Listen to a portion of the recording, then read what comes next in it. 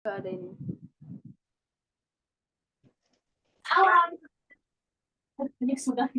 Assalamualaikum warahmatullahi wabarakatuh.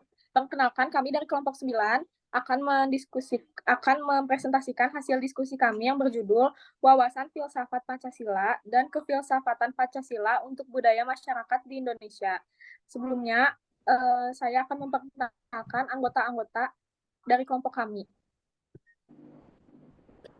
Perkenalkan, nama saya Najla Sabila dengan NPM 230111090. Perkenalkan, nama saya Anissa Rahmawati dengan NPM 230111094.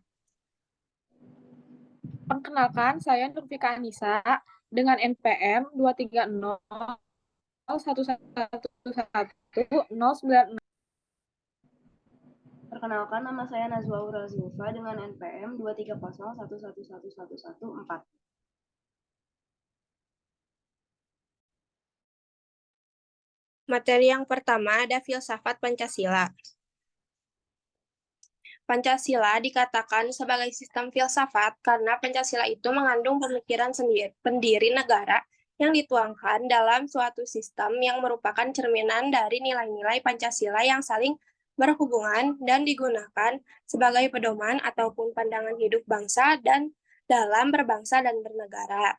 Kekhasan dari nilai filsafat yang terkandung dalam Pancasila itu sendiri berkembang dalam budaya dan peradaban Indonesia, terutama sebagai jiwa dan asas kerohanian bangsa dalam perjuangan kemerdekaan bangsa Indonesia. Selanjutnya, nilai filsafat Pancasila baik sebagai pandangan hidup atau filsafat hidup bangsa maupun sebagai jiwa bangsa atau jati diri nasional memberikan identitas dan integritas serta martabat bangsa dalam menghadapi budaya dan peradaban dunia. Nah, yang kedua, ada Pancasila sebagai sistem filsafat itu memenuhi 3 aspek. Yang pertama ada aspek ontologi. Secara ontologis, penyelidikan Pancasila sebagai filsafat dimaksudkan sebagai upaya untuk mengetahui hakikat dasar dari sila-sila Pancasila. Pancasila yang terdiri atas 5 sila dan setiap sila bukanlah merupakan asas yang berdiri sendiri-sendiri, melainkan memiliki satu kesatuan dasar ontologis. Dasar ontologis Pancasila pada hakikatnya yaitu yang pertama manusia yang memiliki hakikat mutlak atau monopluralis.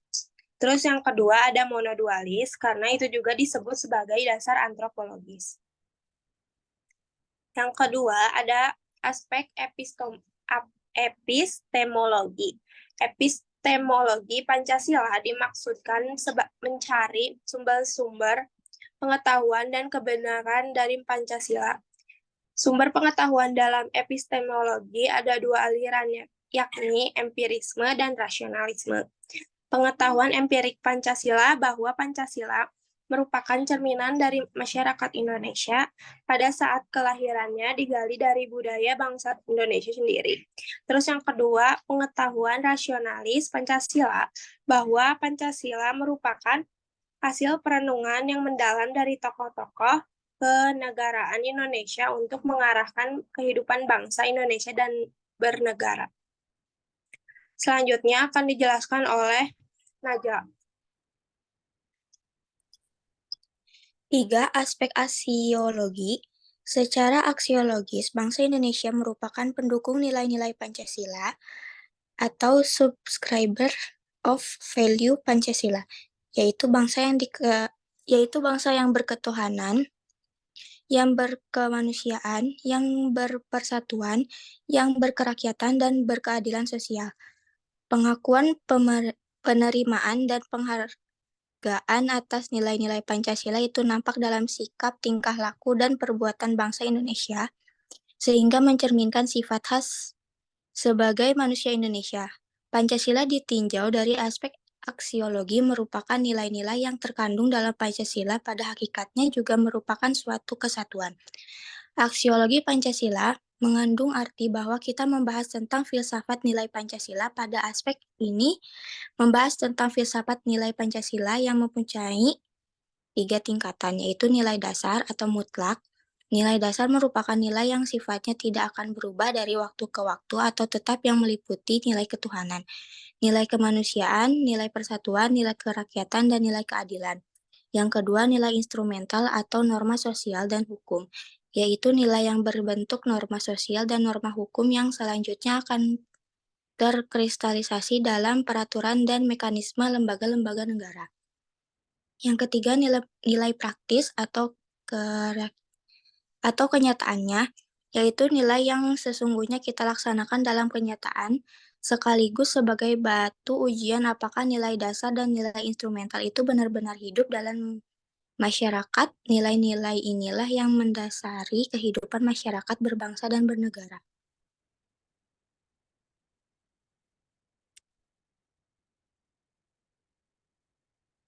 Yang kedua, untuk budaya masyarakat di Indonesia.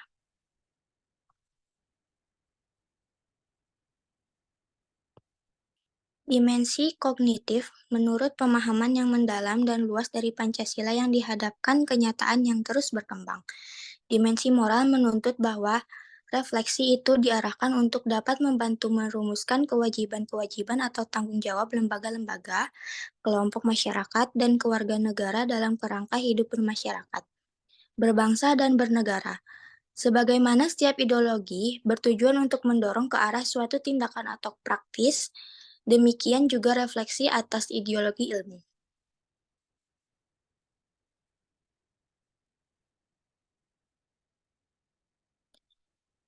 Secara deskriptif, kebudayaan dapat digambarkan dalam beberapa lapisan. Yang pertama adalah alat-alat, yaitu segala sesuatu yang diciptakan manusia untuk mencapai tujuan yang dikehendaki, termasuk teknologi, segala bentuk teknologi dari yang sederhana, bahkan sampai yang canggih, serta ilmu pengetahuan. Yang kedua yaitu etos masyarakat, yaitu kompleks kebiasaan sikap-sikap terhadap masa lampau, alam, dan kerja. Yang ketiga, inti hati, atau menurut Dussel adalah inti etikonomitis dari suatu kebudayaan, yaitu pemahaman diri masyarakat, cara bagaimana masyarakat menafsirkan dirinya, sejarahnya, dan tujuan-tujuannya. Selanjutnya akan dijelaskan oleh Najwa. A. Identitas budaya. Kebudayaan nasional tidak hanya terdiri atas institusi-institusi budaya atau pendidikan, bahasa, ideologi, dan lain-lain, tetapi juga simbol dan gambaran. Kebudayaan nasional adalah wacana, yaitu suatu cara mengkonstruksikan makna yang mempengaruhi dan mengatur tindakan dan persepsi diri kita. Budaya nasional mengkonstruksikan identitas dengan melahirkan makna tentang bangsa. Ada berbagai unsur, yaitu yang pertama, narasi bangsa yang berulang-ulang. Narasi ini menyediakan kisah, gambaran, peristiwa sejarah, simbol nasional, dan berbagai ritual yang menggambarkan pengalaman bersama, penderitaan, kemenangan yang memberi makna pada bangsa. Yang kedua, tekanan pada kesamaan asal, tradisi dan keabadian, kesinambungan. Yang ketiga, penemuan tradisi, yaitu usaha untuk mengkonstruksikan suatu tindakan simbolik di masa sekarang yang dianggap dari masa lalu. Tantangan terhadap kebudayaan nasional atau identitas budaya nasional. B. Dimensi budaya dari ekonomi. Kapitalisme adalah sistem ekonomi yang memberikan kebebasan penuh pada semua orang untuk melakukan kegiatan ekonomi, untuk memperoleh keuntungan. Pada saat ini, konfrontasi ideologi antara kapitalisme dan sosialisme telah kehilangan arti. Yang lebih dominan adalah berkembangnya varian-varian kapitalisme, khususnya kapitalisme yang bercorak individualistik.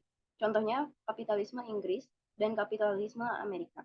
Dan kapitalisme yang bercorak komunitarian. Contohnya kapitalisme Jepang dan kapitalisme Jerman. Kapitalisme didasari oleh beberapa prinsip. Yang pertama, individualisme dan kebebasan. Individualisme adalah orang-orang yang berpikir individu lebih penting daripada masyarakat dan perantara-perantaranya. Individu mempunyai hak milik dan keuntungan. Penggunaan hak milik untuk tujuan produktif akan menghasilkan keuntungan dan berguna. Yang ketiga, kesamaan kesempatan bagi setiap orang merupakan titik awal untuk meraih kemajuan dan mengadakan persaingan. Yang keempat, kompetisi atau persaingan. Bila masyarakat dapat menciptakan cita-cita kesempatan yang sama bagi semua, maka warga negara yang paling berbakat, paling terampil, dan paling ambisius dengan sendirinya akan memperoleh kemajuan paling besar. Yang kelima, hukum alam penawaran dan permintaan dan interferensi pemerintah secara terbatas merupakan prinsip kapitalisme. Pada saat ini, Pancasila lebih banyak dihadapkan pada berbagai varian kapitalisme daripada komunisme atau sosialisme. Hal tersebut disebabkan karena perkembangan kapitalisme yang bersifat global. Pancasila memberikan orientasi bagi terciptanya sistem ekonomi yang memperhatikan satu, dimensi etis. Sila pertama dan kedua mengandung imperatif etis untuk menghormati martabat manusia dan memperlakukan manusia sesuai dengan keluhuran martabatnya. Yang kedua, sila persatuan sebagai bangsa mengandung implikasi keharusan mengatasi segala bentuk sekretariatisme. Yang ketiga, nilai-nilai yang terkait dengan demokrasi, konstitusional, persamaan politis, hak-hak asasi manusia, dan kewajiban kewarganegaraan. Yang keempat, keadilan sosial yang mencakup persamaan dan perataan. Selanjutnya akan dijelaskan oleh Nur Fika. Kemudian ada yang C, industrialisasi. Industrialisme merupakan proses terbentuknya masyarakat industrial. Istilah industrialisasi mencakup mekanisme dan organisasi rasional kegiatan-kegiatan produktif dalam semua sektor ekonomi. Industrialisasi biasanya disertai dengan modernisasi, yaitu perubahan sosial politik. Di antaranya urbanisasi, perubahan struktur pekerjaan, mobilitas sosial, pengembangan pendidikan, dan perubahan politik ke arah demokratisasi dan egalitarian. Beberapa aspek tahap pasca industrial telah berkembang di Indonesia. Pasca industrial yang sedang memasuki sebagian perekonomian Indonesia lebih ditandai oleh ekonomi jasa. Di dalam masyarakat pasca industrial, kekuatan pendorong adalah ilmu pengetahuan dan informasi.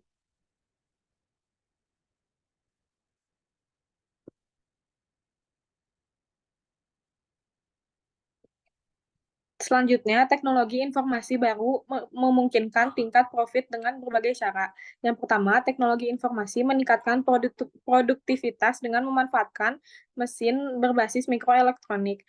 Yang kedua, teknologi informasi menciptakan desentralisasi produksi dan pemisahan spatial berbagi unit perusahaan.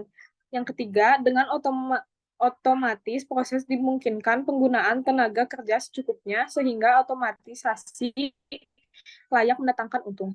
Yang keempat, teknologi informasi menempatkan modal dalam posisi yang kuat berhadapan dengan tenaga kerja. Dan yang kelima, internasionalisasi atau globalisasi ekonomi tak akan terjadi tanpa terobosan teknologi. Yang D, ada adaptasi budaya. Kebutuhan dapat dimengerti sebagai yang pertama, sejumlah pemecahan masalah internal dan eksternal yang diolah secara terus-menerus oleh suatu kelompok. Yang kedua, asumsi-asumsi tentang hakikat realitas, kebenaran waktu, ruang, hakikat manusia, kegiatan manusia, dan hubungan antara manusia. Yang ketiga, asumsi itu diandaikan dan akhirnya berada di luar kesadaran. Dalam sejarah kebudayaan Indonesia, dalam berhadapan dengan kebudayaan asing, selalu mampu mengadakan tawar-menawar, sehingga dapat terbentuk sintetis budaya baru. Pancasila sendiri dapat dianggap sebagai hasil interaksi kebudayaan Indonesia dengan pengaruh global, khususnya pengaruh kebudayaan politik modern atau kebebasan, demokrasi, keadilan, negara hukum, negara kebangsaan, dan lain-lain.